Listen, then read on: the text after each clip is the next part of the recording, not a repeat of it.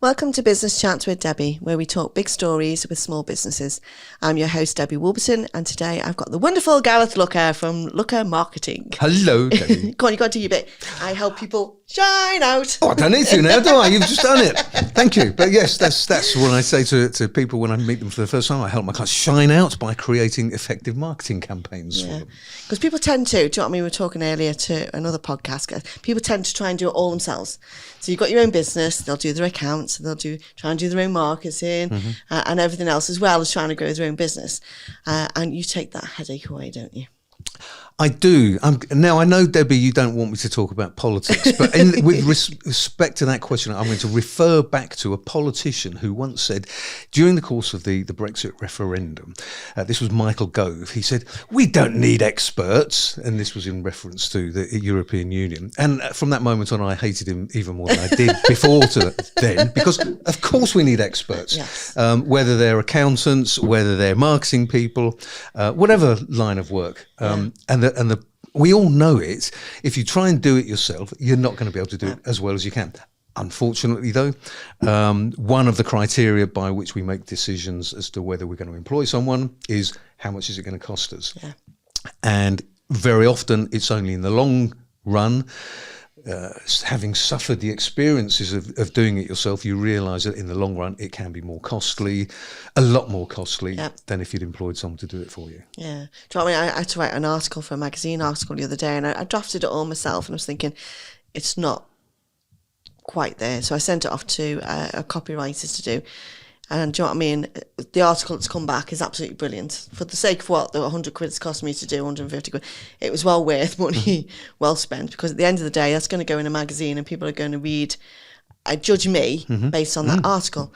So, it's one of them things. People tend to think they're great at marketing when they're not. Do you know what I mean? You're an expert in your field. Do you know what I mean? A lot of people are not just not experts. They're actually quite rubbish at it. And this is the thing. And I'm saying that jokingly. I am actually only 30. My hair. I only have this hair because I work in marketing and look at and see what people do, and they think it's marvelous. And I have, after 30 years of running my own business and 50 years being in marketing now, 40 years being in marketing now, I've now come up with a phrase whereby I can say to someone, I think there's a more effective way we could do that if they've done it themselves, rather than grind my teeth and want to slap them. But very often that's my instinctive reaction to want to do that. But of course that's unfair on them, because if you don't know how to do something, you don't know how to do something. And there are skills that you can pick up either by being taught or over a lifetime of experience. And once you have those skills, then yes, you can do it. And it's not rocket science, but it is rocket science if you don't have the skills. Yeah, it is. And on top of that, you're a very busy man, you are. You're now chair of Helston Chamber of Commerce as well. Helston Chamber of Commerce, yes, because I live in Helston, just outside Helston. And I thought just over a year ago, in fact, September this year was our first anniversary of our first meeting. I set up Helston Chamber of Commerce mainly because where I used to live, I lived in a town which was pretty much the same size as Helston, the same kind of environment insofar as it was a town with a large rural area around it. And they had a really vibrant, active, positive Chamber of Commerce, and I thought Helston needs one as well. It had one in the past, and it kind of died away, I think, because they tried to do too much too soon. They wanted to become a bid and have kind of lots of financial regulations and all the rest of it. But this is just for people to come along and network like we do at your partnerships, make local connections, and all of those kind of things. So yes, I'm the chair. I thought that I wanted to impress myself, so I called myself the chair. And we have a full executive committee. I've got a vice chair who's the managing director of a big company in Helston, and we've got 3 other executive officers to help me make decisions. And then on top of that, you're also a Labour councillor. I'm a town councillor in Helston, yes, and I was voted in on my Labour membership, so I'm very proud to be a member of the Labour Party, especially nowadays when the Labour Party can show the rest of the country what civilized governance looks like and how it should be done, but perhaps we shouldn't go too much into that. So yes, and off the back of that, I'm hoping in the not too distant future, when our constituency, in St Ives constituency, which covers Helston, Penzance and St Ives and the rural areas in between, when they go through the process of selecting their prospective parliamentary candidates, I'm hoping that they might consider my application when I get that in. So you just shine out. And then I can shine.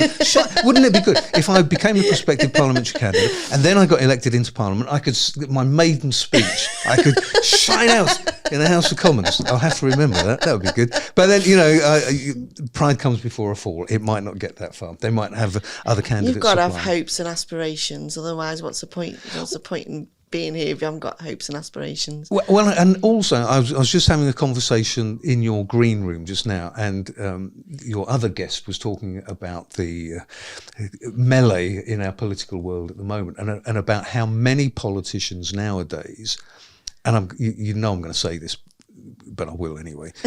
Many conservative politicians don't seem to have any experience of the real world. Yeah. I've been working up until now, and politics has been not a hobby, but it's something I do in my spare time. Yeah. But all of that time I've been working.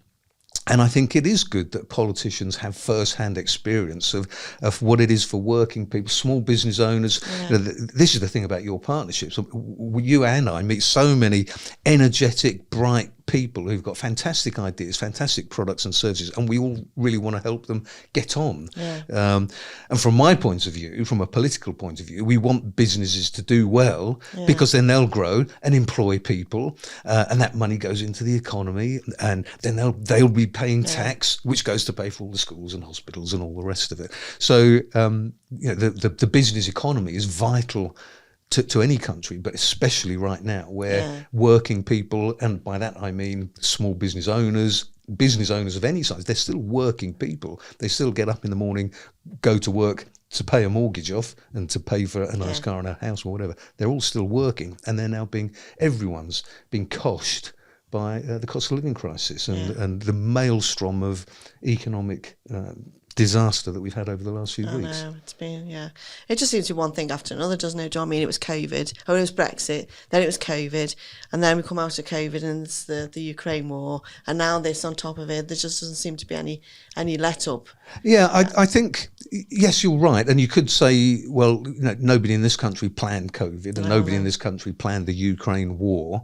And clearly they are all having or have had an impact on Britain and our economy. But, you go back to COVID, and in terms of how the government's response to that, they had a template. They had, a document that this is what you do if there's a pandemic. And that got thrown out at an early stage. So, and in terms of the war in Ukraine, we should have had security built into our own supply of energy. Oh, I totally agree. Gas storage, investment in renewable energy. The Conservatives banned any more wind turbines. Well, that's not helpful, So there's plenty of potential there that the Labour Party is committed to exploiting green energy, green power.